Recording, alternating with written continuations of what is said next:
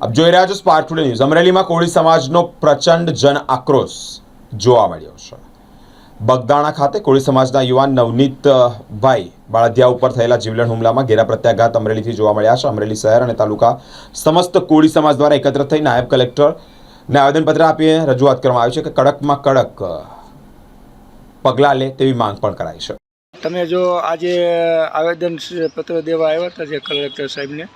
શેના અનુસંધાને આવ્યા હતા? હું રવજીભાઈ મકવાણા અમરેલી જિલ્લા સમસ્ત કોળી ઠાકોર સમાજના અગ્રણી તરીકે આજે ભાવનગર જિલ્લાના મહુવા તાલુકાના બગદાણા ગામે નવનીતભાઈ બાલદિયા ઉપર જે અસામાજિક તત્વોએ ગઈ તારીખ 29/12/25ને રાત્રિના સમયે કોઈ એક નજીવી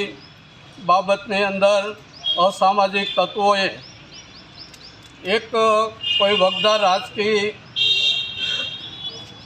આગેવાનના એવા માયાભાઈ આહિરના સુપુત્ર જયરાજભાઈના ષડયંત્રના આધારે જે અજાણ્યા ઈસમોએ નવનીતભાઈ ઉપર હિચકારો હુમલો કરી જીવલેણ ઈજાઓ કરી હાથ પગ ભાંગી નાખેલ।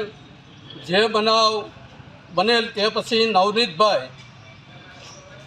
મહુવા હનુમંત હોસ્પિટલમાં સારવાર તળે હોય ત્યારે પોલીસે પણ પોલીસની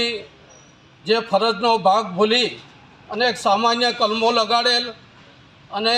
ગુનેગારોને સાવરેલ હોય તેવું કોળી સમાજને પ્રસ્થાપિત લાગેલ।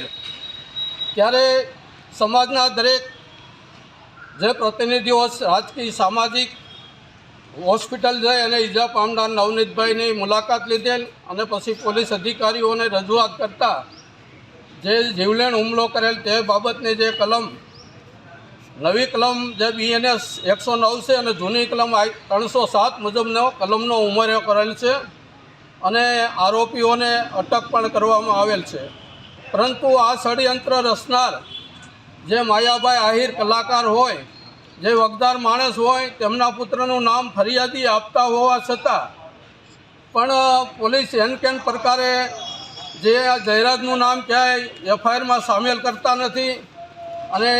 તે તપાસના ખરેખર જે પુરાવાઓ પણ જે વિડીયો શેર થયેલા છે તેમના ફાર્મ હાઉસની અંદર જે પકડાયેલા આરોપીઓ છે અગાઉ ત્યાં બેઠેલા મળેલા જોવામાં આવે છે શેર થયેલ વિડીયોમાં। આ ઉપરાંત જુદા જુદા જે CCTV કેમેરાની અંદર જોવામાં આવે પછી જે આ જયરાજ છે એમને જે ભાઈ નવનીતભાઈની સાથે ટેલિફોનિક વાતચીત પણ અગાઉ કરેલી છે। આ બધા પુરાવાના અંતે જો જયરાજભાઈ આ ગુનાની અંદર ખરેખર ષડયંત્રના ભાગરૂપે સામેલ હોય તો પુરાવા મેળવી અને પોલીસ તેમની ધરપકડ કરે અને તટસ્થ તપાસ થાય તે માટે અને નવનીતભાઈને પૂરતો ન્યાય મળે, પોલીસ પૂરતી તપાસ તટસ્થ રીતે કરે અને ખોટી રીતે પણ કોઈ ગુનામાં સંડોવાઈ ન જાય તે માટે પોલીસે તટસ્થ તપાસ કરી અને નવનીતભાઈને ન્યાય મળે તે માટેનું આવેદનપત્ર આપવા માટે અમરેલી જિલ્લાના સમસ્ત કોળી ઠાકોર સમાજના જવાબદાર આગેવાનો આજે કલેક્ટર સાહેબને રૂબરૂ આવેદનપત્ર આપેલ છે અને અપેક્ષા રાખીએ છીએ કે પોલીસ તંત્ર દ્વારા ખરેખર તટસ્થ તપાસ થશે અને ગુનામાં સંડોવાયેલા આરોપીની ધરપકડ થશે